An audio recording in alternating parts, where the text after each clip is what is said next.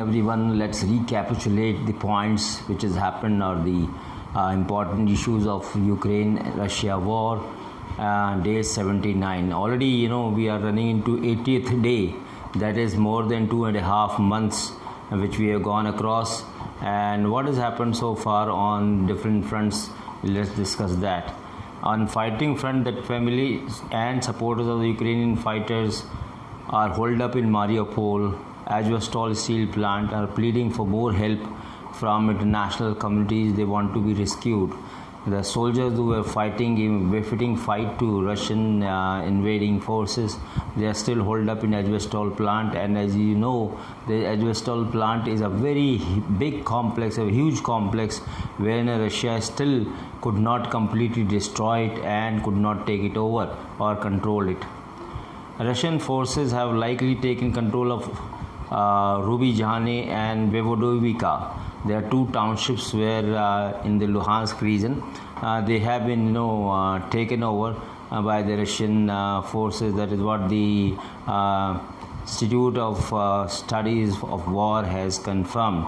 Now, shelling in Luhansk has killed many people there and destroyed more than 50 homes. The region's governor has informed this. So this is what happening in Luhansk region. The bombarding of Russian aircraft, bombarding by Russian aircrafts and missiles are still pounding that area in Luhansk. Russian military targeted villages in east near Donetsk, Liman and Bakhmut and Kharkiv.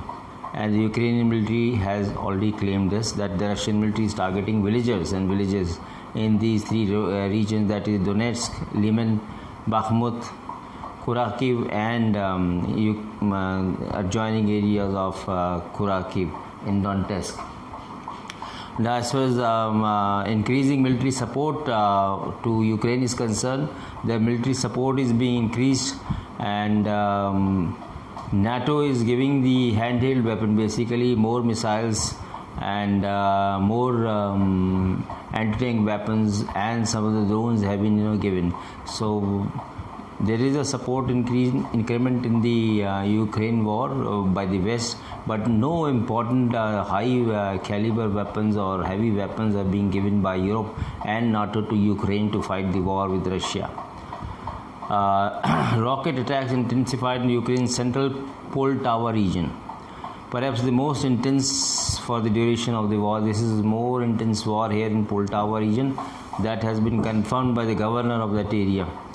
Now, Ukraine has said forces damaged a Russian Navy ship in Black Sea with satellite imagery which has come that the Russian were caught napping and the Russian ship has been destroyed by special forces of Ukraine. More than 6 million refugees have fled Ukraine since Russia's invasion began on 24th of February. This has been confirmed by United Nations that about 6 million refugees, more than 6 millions. So it's going to be in Indian numbers, it will be about 60 lakhs, maybe it will be crores in fact. And as far as the human rights forces is concerned, the United Nations Human Rights Council has approved that investigation into possible war crime needs to be done speedily on the Russian forces. And the Russian soldier, one of the Russian soldiers who was caught shooting a 62-year-old man has been arrested in Ukraine, and he will be tried by Ukrainian forces for war crime. And on the diplomacy front, Ukrainian President Zelensky said he is prepared for talks with Putin to find mutual agreement, but says Ukraine will never recognize Crimea as part of Russia. This is one bone of contention, that Crimea will not be or will never be recognized by Zelensky. So the war will go on, there will be no talk, because Russia says no, this is not done. During a G7 meeting, British Foreign Secretary Elizabeth Truss has said that it's essential to maintain the pressure on Russia by providing more weapons to Ukraine. And now this is the problem. Europe and US wants to give them handheld weapon mostly, and they say that they can hold on to Russian forces for long, which is possible, but it will be damaging to Ukraine's cities and towns, because Russia is firing missiles and bombarding those areas. How long they can hold it, that is not known. And Zelensky's office said Ukraine must become part of a united Europe as soon as possible. This is a matter of mutual security. Now, since NATO has not admitted Ukraine, Zelensky is talking about the European Union, European Commission. So let us see what has happened. European Commission President Lynn said that Russia is a direct threat to Europe or international order, and they called Russia as barbaric as well. And Russian diplomat warned Finland and Sweden that they could become a target after Finnish officials now that country must join NATO military alliance without delay. So again, Russia is threatening them that Finland and Switzerland, they should not join NATO in any case. Now on the economic front, Ukraine spent about 245 billion hryvnia, that is $8.3 billion in the War Institute of Development, and since the start of war, that is much before 24th of February, they started preparing for that. So much of money has been invested in that war, and this is what the finance minister of Ukraine has confirmed. And Putin has blamed the West for triggering a global economic crisis and inflation due to severe restrictions imposed on Russia. And now Europe is also facing gas supply disruption and pressure for alternatives after Russia imposed sanctions on European subsidiaries of Russia's state-owned Gazprom energy giant, and Ukraine halted gas flow because they have blocked the pipeline.